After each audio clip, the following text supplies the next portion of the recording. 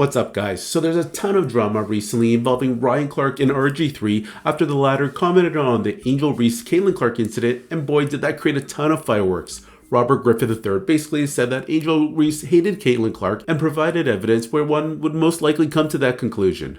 He showed Reese's reaction to basketball fouls when other players fouled her and the reaction she had when Caitlin Clark fouled her, and honestly, it was a different reaction. On top of that, he showed videos of Angel Reese's teammates hard fouling Caitlin Clark and Reese's reaction from the sidelines. Yet everything what RG3 said basically got wiped out in Ryan Clark's opinion, all because he's married to a white woman. Another thing RC said was that RG3 isn't having conversations in the household about what black women have to endure. Let me show you a picture of what RG3's family looks like. I'm pretty sure he has 4 black children, albeit biracial, but I'm sure they'll have to navigate through life more as black women. That's just my opinion. Anyways, several former NFL players took issue with Ryan Clark's video, one being another former Steelers alumni in Le'Veon Bell, who tweeted this: "I don't get Ryan Clark's problem. He makes comments about RG3 having a white wife like he didn't have a kid with a white woman. I just don't get it. What is the real issue?" Now I'm going to take a wild guess and assume this young lady on the right is the kid that Ryan had with his white baby mama. I guess RC doesn't include his firstborn child in the family conversations about what black women have to endure, since he thought the same with RG3.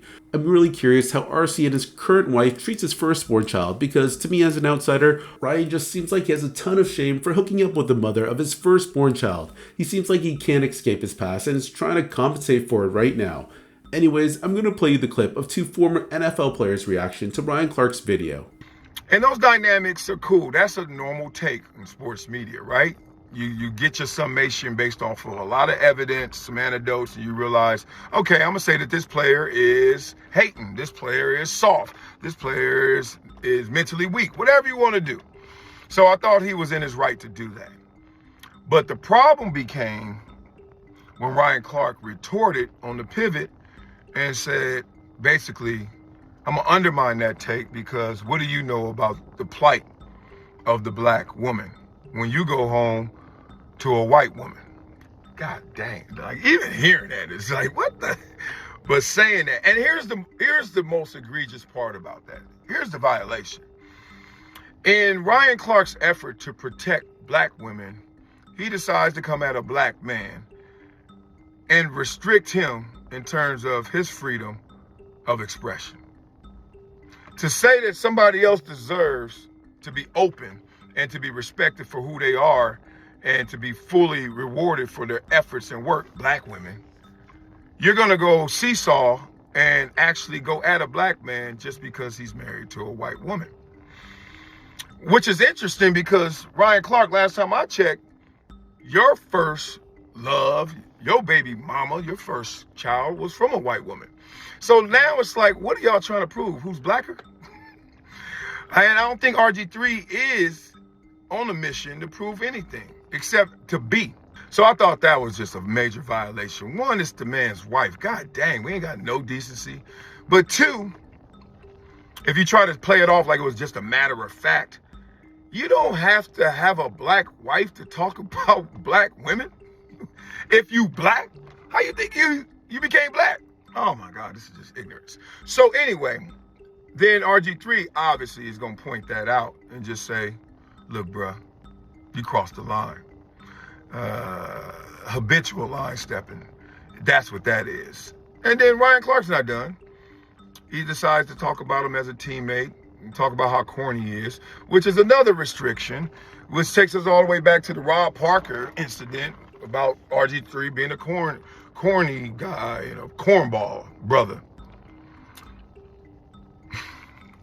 Hey, look, man, all this pandering for these groups to be protected, you just gonna miss the mark all the time. You're gonna miss the goal of them being respected. Every time you try to take up for some group, it's fair game to talk about people. It's fair game to talk about someone's game. But for that to be undermined by, oh, who you married to? Oh, I don't want to hear it. That's weak. What's going on, X family? How y'all doing out there? It's your boy, Mr. Pick 6, and I got a little trip to attend to. I got some business to take care of, so I'm on the road, and I figure I'd drop a little knowledge to y'all, everything that's been going on, right? And I don't know how many of y'all have been married out there or is married. And when you're married, it hits a little different. As a husband, as a protector. And when someone says your wife, or they're speaking on your wife and say wife, everything after that wife word better be positive. The conversation bets to be positive when you're speaking on a man's wife. You have to tread real lightly. People will go crazy on you about speaking on their wife. No matter how you may think it sounds or how well you put it together, everything needs to be positive when you're speaking on a man's wife. Yeah, don't let that go over your head. And I'm gonna leave it right there because you're playing a tricky game speaking on a man's wife.